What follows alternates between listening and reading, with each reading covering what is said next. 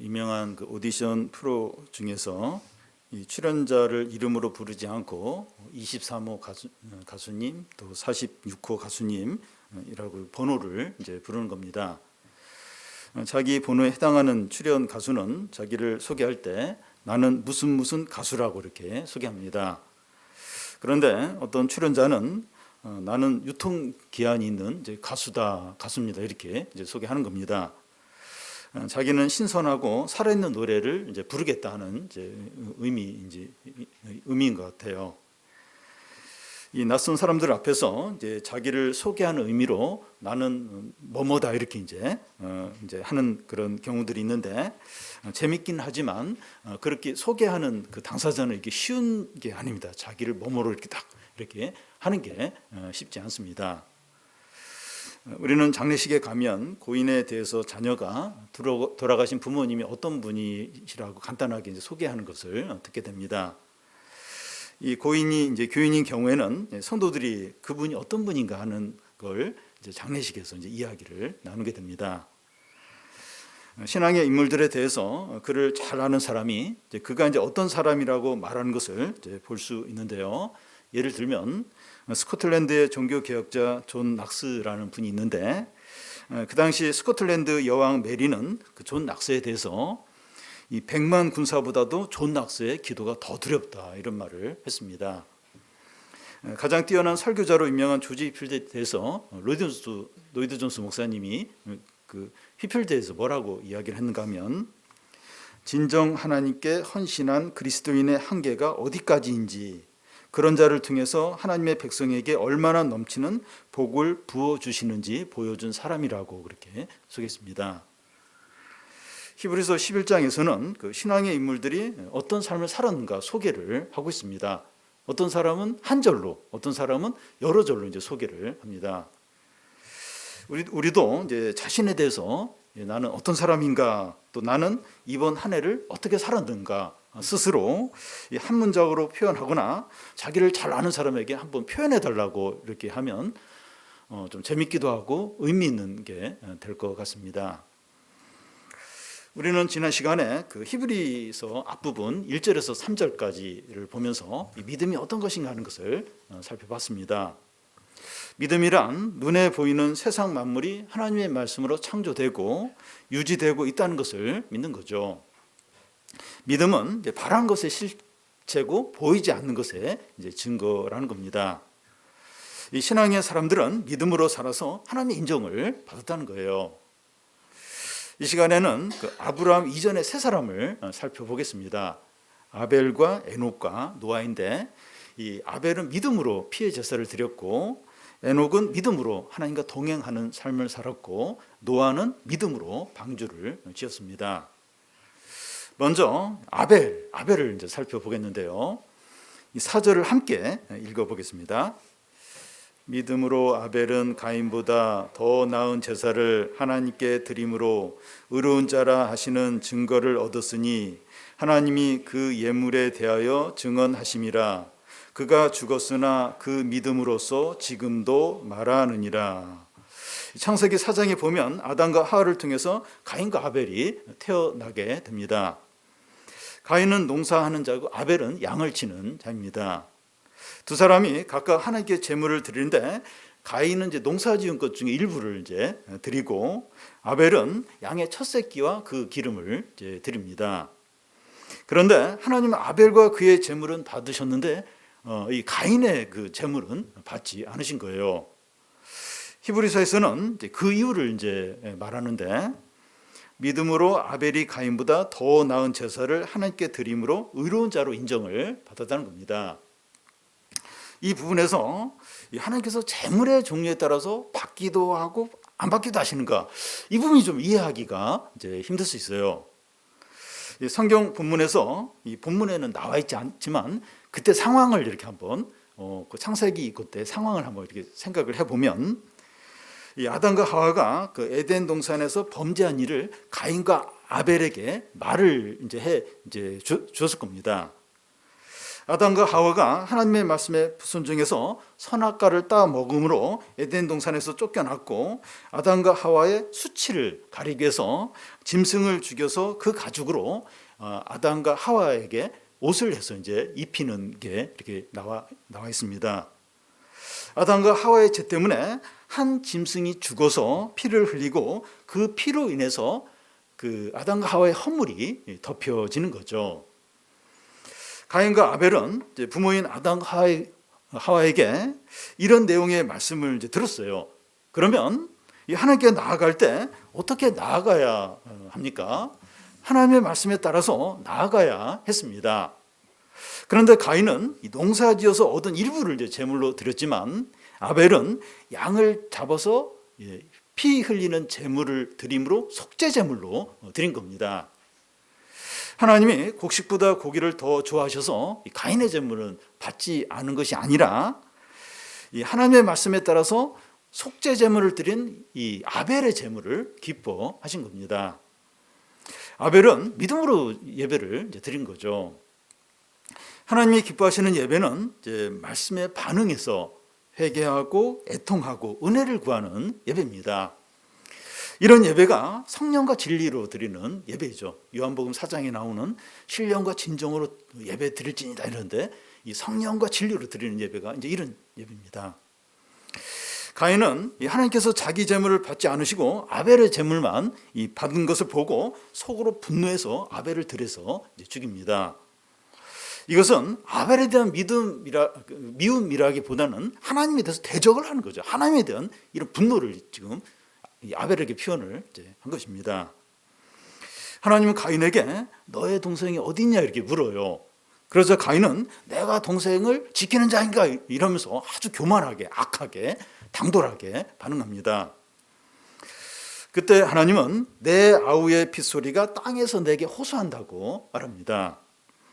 히브리서에서는 그가 죽었으나 그 믿음으로써 지금도 말한다 이렇게 나와 있는데요. 아벨은 지금도 하나님 앞에서 살아 있고 살아 있으니까 지금도 말을 이제 한다는 겁니다. 그가 이제 무슨 말을 할까요? 형 에서한테 내가 억울하게 죽었으니까 복수해 주십시오. 형 가인을 처벌해 주십시오. 이런 호소를 했을까요? 그렇지 않죠. 예수님도 이 아벨처럼 이 가인의 후손들에게 십자가형을 이렇게 당해서 이제 죽으셨는데, 죽어 가시면서 그들의 죄를 저들에게 돌리지 말라고, 저들이 하는 게 뭔지 모르면서 이렇게 하고 있다고 이렇게 기도하셨습니다. 스데반도 자기 동족에게 돌에 맞아 죽어가면서 이 죄를 그들에게 돌리지 말라고 하면서 이렇게 기도하면서 죽었습니다. 아벨도 동일한 기도를 하고 있는 거죠. 자기를 해친 원수뿐만 아니라 수많은 죄인들이 회개하고 하나님께 돌아오도록 이런 기도를 이제 하는 거죠. 아벨은 믿음으로 하나님께 기뻐하시는 예배를 드리고 이 죽어서도 영혼을 살리는 중보기도를 하고 있습니다. 우리에게 이제 믿음으로 드리는 예배가 어떤 것일까요? 우리에게 이제 믿음으로 예배를 드려야 되는데, 아벨처럼 믿음으로 예배를 드려야 되는데 어떻게 하는 게 믿음으로 드리는 예배입니까? 하나님의 말씀에 반응하고 죄를 회개하고 애통해하고 은혜를 구하는 예배이죠. 그리고 우리에게 이 고통을 주었던 사람들뿐만 아니라 많은 죄인들이 하나님께 돌아와서 기도하는 것을 하나님 너무나도 기뻐하십니다. 물론 이제 너무 억울하고 속상할 때 그걸 기도 이렇게 할 수 있죠. 근데 하나님 복수해 주십시오. 제가 당한 것보다 10배로 복수해 주십시오. 이런 진짜 믿음을 가진 사람은 이런 기도는 물론 처음에는 할지 몰라도 계속 이런 기도는 하지 않을 겁니다. 힘들지만 또 이렇게 뭔가 용서할 수 있게 해달라고 하고, 또 그런 사람뿐만 아니라 이렇게 사람들이 좀 죽게 돌아오도록, 이렇게 사람들이 좀 죄에서 떠나도록 이런 중보기도를 이제 하는 거죠. 하나님 너무나도 기뻐하신다는, 이런 기도를 너무나도 기뻐한다는 겁니다. 우리에게 참된 믿음이 있을 때 이렇게 예배드리고 이렇게 기도를 이제 한다는 겁니다. 그 다음 사람은 이제 에녹입니다. 5절을 우리 다 같이 읽겠습니다. 믿음으로 에녹은 죽음을 보지 않고 옮겨졌으니 하나님이 그를 옮기심으로 다시 보이지 아니하였느니라. 그는 옮겨지기 전에 하나님을 기쁘시게 하는 자라 하는 증거를 받았느니라. 창세기 5장에 보면 에녹에 대해서 나오는데 65세에 무드셀라를 낳고 그 후에 300년을 하나님과 동행하며 자녀를 낳다가 하나님이 그를 데리고 가셔서 더 이상 이 세상에 있지 않았다고 이렇게 되어 있습니다. 히브리서에서는 그 에녹이 이제 하나님과 동행했다는 말을 하지 않고 하나님을 기쁘시게 하는 자였다 이렇게만 되어 있습니다. 하나님과 동행하는 것이 하나님을 가장 기쁘시게 하는 거죠. 에녹에게 하나님은 실제하고 인격적이고 의존적인 그런 존재였습니다.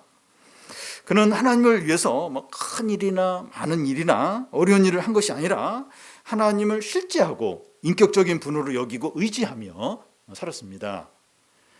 그런데 에녹이 항상 이제 하나님과 동행한 것이 아니라 어느 시점부터였다는 걸 알 수 있어요. 창세기 5장 22절에 보면 무드셀라를 낳은 후부터 그때부터 이제 동행했다고 되어 있습니다.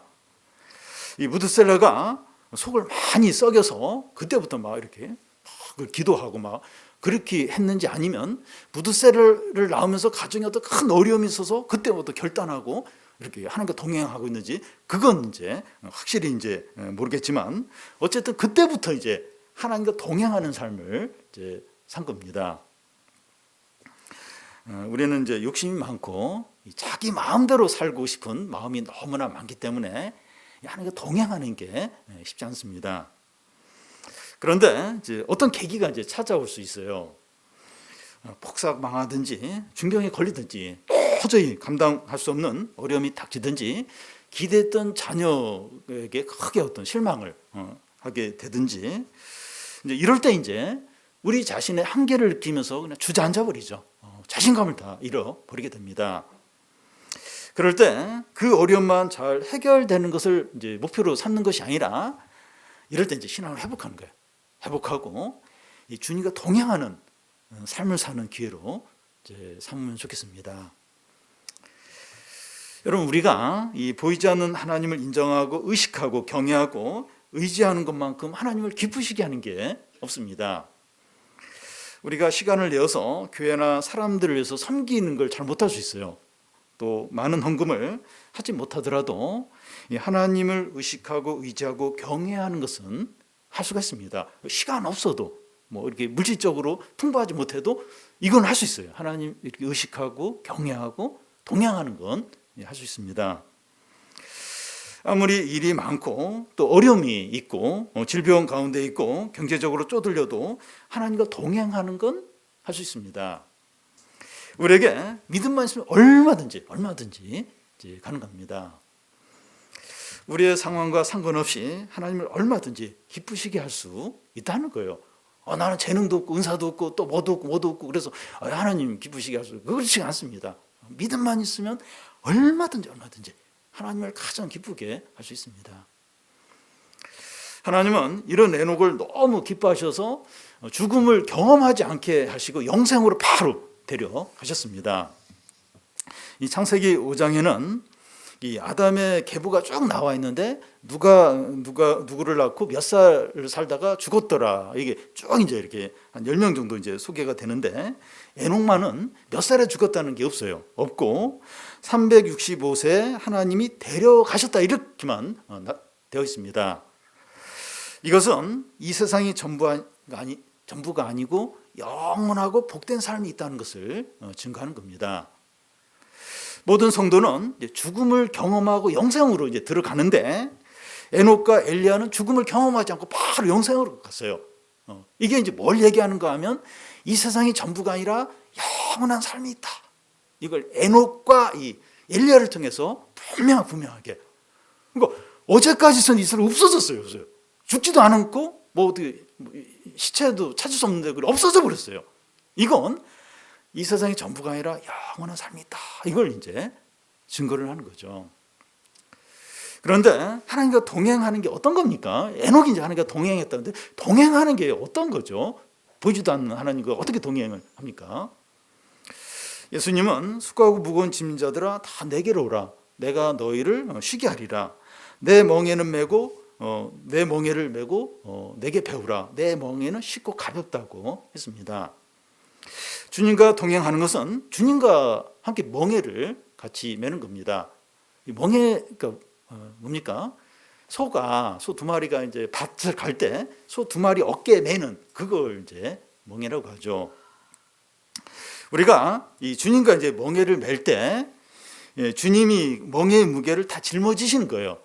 그래서 이제 같이 주님과 같이 멍에를 매긴 매는데 주님이 그 무거운 걸 다 짊어지고 우리는 그냥 어깨만 이제 끼워 넣는 거죠. 그러니까 가벼운 거예요. 가볍고 이제 멍에 매는 게 쉬운 겁니다. 우리에게 이제 멍에를 매는 게 어떤 걸까요? 주님과 멍에를 같이 맨다. 이게 어떤 걸까요?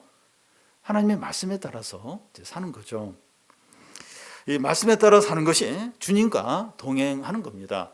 주님 안 보여요. 하나님 안 보여요. 근데 어떻게 주님과 동행합니까? 말씀에 따라 사는 거죠. 말씀을 묵상하고 적용하고 이렇게 사는 게 매일매일 하나님과 동행하며 이제 사는 겁니다. 너무나 무겁고 지루하고 힘들지 않을까요? 이렇게 말씀에 따라 사는 거, 말씀에 따라 사는 거 너무 힘들고 막 통제받고 지루하고 그리고 막 이렇게 이제 그런 거 아닙니까? 이 말씀에 따라서 이렇게 살아본 사람은 전혀 그렇지 않다는 걸 잘 압니다. 진짜 말씀에 따라 이렇게 살아본 사람은 그렇게 뭐 지루하고 힘들고 막 고통스럽고 그렇지 않다는 걸 이제 잘 압니다. 가볍고 힘이 있어요. 힘이 있고 기쁘고 능력이 있죠. 능력이 있습니다. 누구와 같이 생활하거나 여행을 한다는 게 쉽지 않아요. 쉽지 않습니다. 이 자취를 해야 하는데 이제 돈을 아끼기 위해서 성격도 좋고 또 자기와 잘 맞는 친구와 이제 방을 같이 쓰기로 해서 6개월 이상 이제 살다 보면 나중에 원수가 되어서 헤어지는 경우가 있습니다. 친해요. 아주 친해서 이제 해외여행 좀 같이 가자 이래서 같이 갔다가 돌아와서는 원수가 되는 경우가 있습니다. 또 이렇게 사랑해서 결혼을 했는데 사소한 것으로 좀 다투는 경우도 있습니다. 누군가와 같이 동행하는 게 쉽지가 않아요. 쉽지가 않습니다. 왜냐하면 서로 비슷하기 때문에 그래요. 비슷비슷해서 이제 쉽지가 않습니다. 그런데 한쪽이 섬겨주고 베풀어주고 참아주고 사랑해주면 그 관계가 오래가고 행복할 수 있습니다. 우리가 주님과 동행할 때 주님이 우리에 대해서 이렇게 이제 하시는 겁니다. 주님과 나와 동행을 해요. 근데 한쪽에서 주님이 인내해주고 베풀어주고 또 사랑해주고 또 채워주고 이러니까 이제 이 관계가 이제 유지가 이제 될 수 있는 겁니다. 우리가 겸손하게 믿음으로 반응하기만 하면 주님은 우리와 동행하시면서 사랑과 은혜와 평안과 기쁨을 하나씩 베풀어 주세요. 우리는 사실 겸손하지 않고 믿음도 없는데 그래도 막 조금씩 겸손하고 믿음으로 반응만 해도 그 관계가 계속 유지가 됩니다. 돌아오면 또 하나님 다시 은혜를 베풀어 주고 그러면서 이제 계속 그 풍성한 은혜를 누리게 되죠. 내년에 결혼을 앞둔 청년들이 이제 있는데 각자가 하나님과 동행하는 사람이 되면 이제 부부가 이제 함께 이제 동행하는 삶을 사는 거죠. 그러니까 각자가 하나님과 동행하는 삶을 살면 부부가 당연히 이제 하나님과 이제 동행하는 삶을 이제 살게 되는 거죠. 부족함이 없어요. 다툴 일도 없고 두려울 것도 없고 왜냐하면 주님과 동행하는 부부기 때문에 이제 걱정할 게 없는 거죠.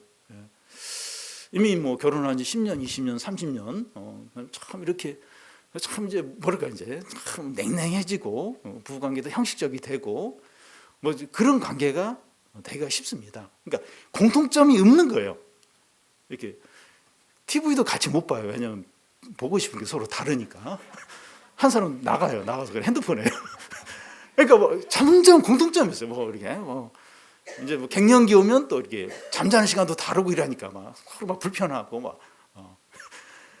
그래서 점점 이렇게 이제 그런 관계가 되기 쉬운데 어떻게 이렇게 좀 서로 친밀하게 신뢰하면서 갈 수 있겠습니까?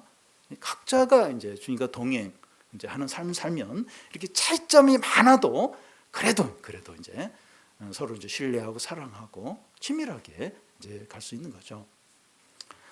이제 그 한 해가 이제 얼마 남지 않았는데 한 해를 좀 돌아보는 거예요. 내가 뭐 이렇게 열심히 뭐 나름대로 살았는데 주님과 동행하는 삶이 어땠는지 돌아보고 좀 우리 또 한 해가 또 이제 주어지는데 이 한 해는 다른 건 못해도 주님과 좀 동행해야겠다. 주님과 함께하는 그런 삶을 살아야겠다. 이제 그렇게 좀 결심하고 그렇게 사시기를 바랍니다. 다음은 이제 노아인데 7절을 같이 읽겠습니다. 믿음으로 노아는 아직 보이지 않는 일에 경고하심을 받아 경외함으로 방주를 준비하여 그 집을 구원하였으니 이로 말미암아 세상을 정죄하고 믿음을 따르는 의의 상속자가 되었느니라. 창세기 6장에 보면 이제 노아 시대가 어떠했는가 하는 것이 나오는데 온 땅이 하나님 앞에서 부패하여 포악함이 가득했다고 합니다.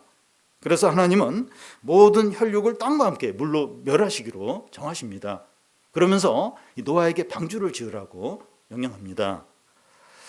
히브리서에 보면 노아가 하나님의 명령을 듣고 이제 어떻게 이제 했는가 이제 나와 있는데 믿음으로 노아는 아직 보이지 않는 일에 경고하심을 받아 경외함으로 방주를 준비했다고 합니다. 노아는 높은 산 위에서 120년에 걸쳐서 방주를 짓습니다. 그는 보이지 않는 일에 경고하심을 받아 방주를 만들었다고 하는데 1절에 믿음이 뭔가고 말씀하면서 믿음은 보이지 않는 것의 증거들이라고 했습니다. 노아는 믿음이 어떤 것인지 자신의 삶을 통해서 방주를 지으면서 믿음이 어떤 것인지 잘 보여줍니다. 큰 비가 와서 온 세상이 물로 이제 망한다고 하는 것은 보이지 않는 경고죠. 세상을 보면 그럴 것 같지 않은 거예요. 막 물이 막 엄청 와서 막 이 세상이 막 물에 잠기 전혀 그럴 것 같지 않는 겁니다. 노아가 올라와서 노아가 이제 방주를 짓는 이제 높은 산에 높은 산은 이제 120년 동안 그 지역 관광 명소가 이제 되어서 사람들이 높은 산까지 올라와서 노아를 보고 멍청이 미친놈 그리고 광신자 뭐 별별 욕을 하면서 뭐 조롱하면서 이제 내려가는 겁니다. 120년 동안 사람들이 그렇게 막 와서 이제 욕을 하고 이제 조롱을 이제 했습니다. 그렇지만 노아는 보이지 않는 하나님의 경고를 듣고 경외함으로 120년 동안 방주를 지었습니다. 이게 노아의 이제 믿음입니다. 그럴 것 같지 않아요. 남들도 그렇게 생각하나요? 다 와서 욕하고 막 비웃고 120년 동안 보이지 않는 하나님의 경고에 따라서 방주를 짓는 이게 이제 노아의 이제 믿음입니다. 우리가 말씀에 따라 사는 것이 이제 방주를 짓는 것과 같습니다.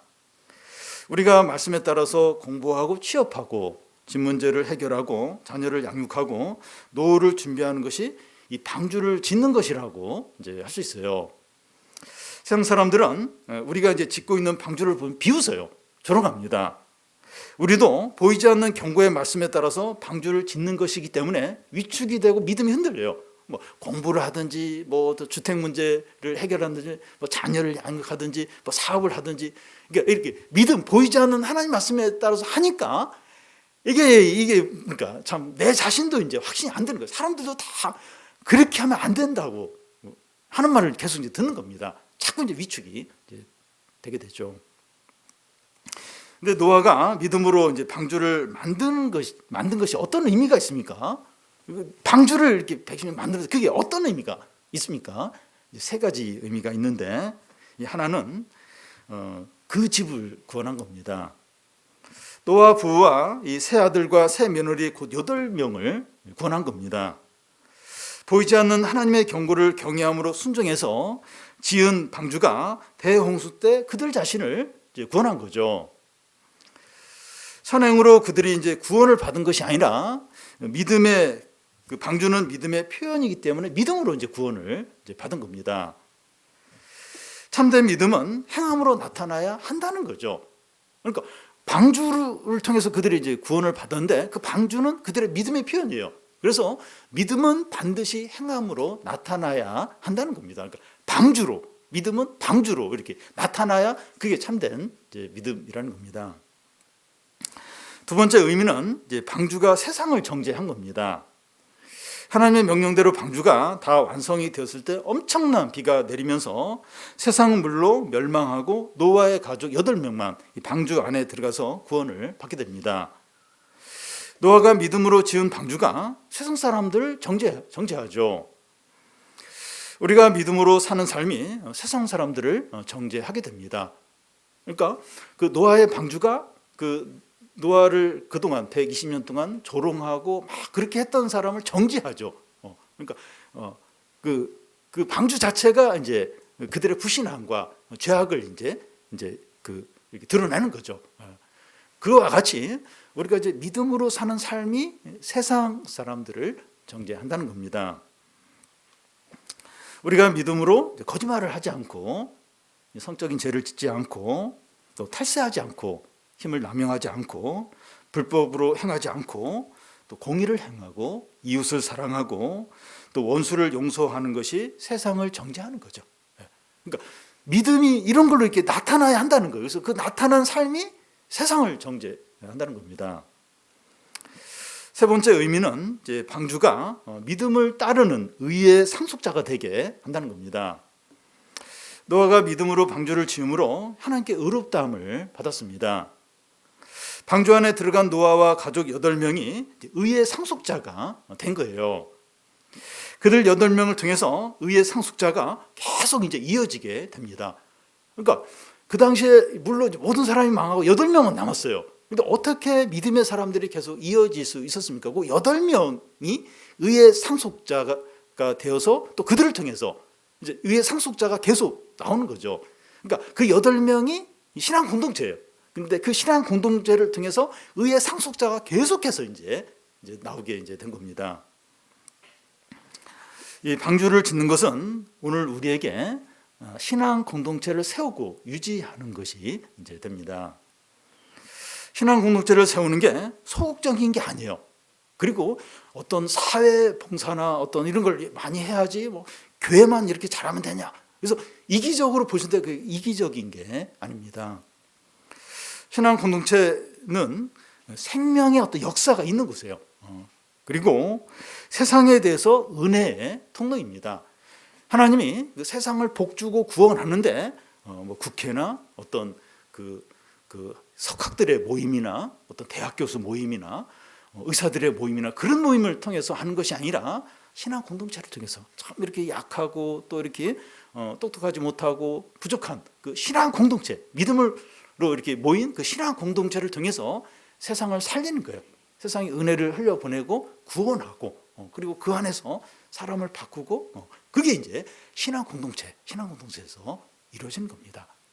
그러니까 방주를 통해서 이렇게 사람들이 구원받고 의의 상속자가 이렇게 계속 이어지고 그렇게 했듯이 이제 신앙 공동체가 이 세상에서 방주의 역할을 하는 겁니다. 그래서 이 공동체를 믿음의 공동체를 세우는 게 절대로 소극적인 게 아니에요. 이게 이기적인 게 아닙니다.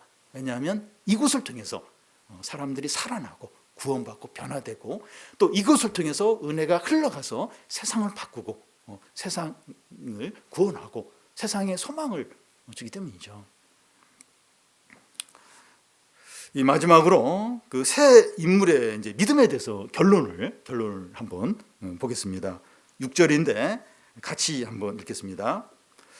믿음이 없이는 하나님을 기쁘시게 하지 못하나니 하나님께 나아가는 자는 반드시 그가 계신 것과 또한 그가 자기를 찾는 자들에게 상 주시는 이심을 믿어야 할지니라. 믿음이 없이는 하나님을 기쁘시게 못하는 겁니다.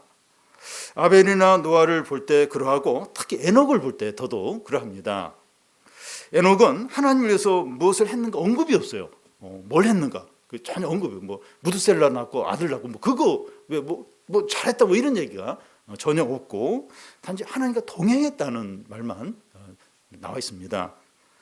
이것이 에녹의 믿음인데 그의 믿음이 하나님을 기쁘시게 한 거예요. 기쁘시게. 동행한 이게 하나님을 엄청나게 기쁘시게 한 겁니다. 그런데 믿음이 없이는 하나님을 기쁘시게 하지 못하나니 하나님께 나아가는 자는 이렇게 하는데, 이 믿음은 이제 하나님께 나아가게 한다는 거예요. 그러니까 믿음은 이제 이렇게 하나님께 나아가게 한다는 겁니다.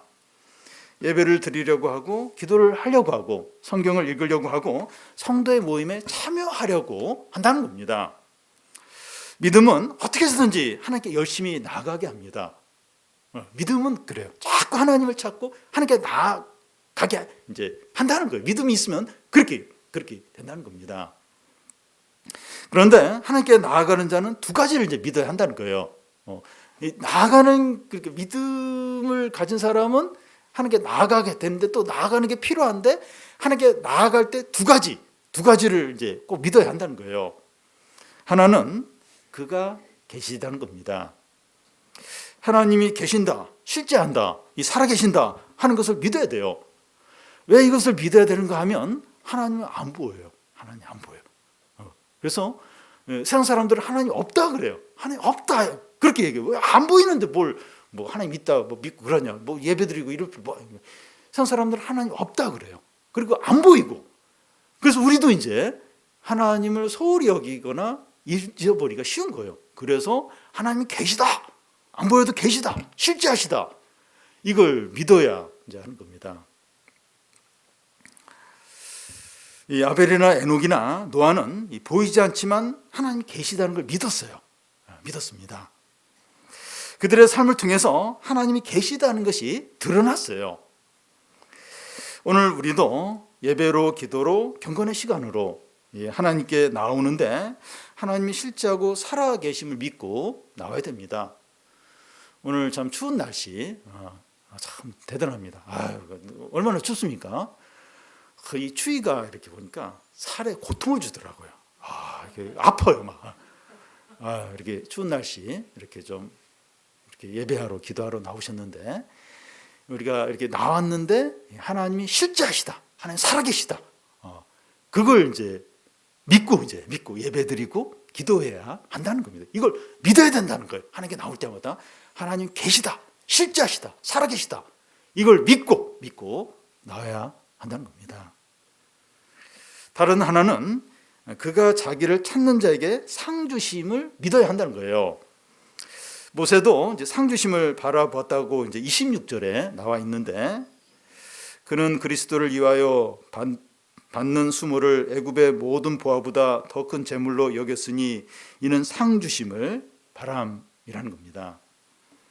10장 35절에도 큰 상에 대한 말씀이 나오는데, 너희는 담대함을 버리지 말라, 이것이 큰 상을 얻게 한다는 겁니다.